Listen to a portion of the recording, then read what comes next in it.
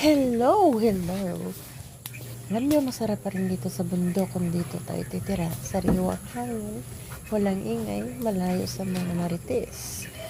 At sa tuwing hapon, nagpapauso kami dito. Kasi para madaling mamunga yung mga nangka ng mga prutas Paasuhan pa. na to ang Kasi yun ang nangka, kasabihan kaya na daling pagka lagi mamunga. kang nagpapausok, madaling mamunga yung mga prutas. Kaya ito yung bahay namin. Ganito lang, ganyan lang ang bahay namin. Wala kayo Kasi sa nga bahay mahirap ko. kami. Ayun.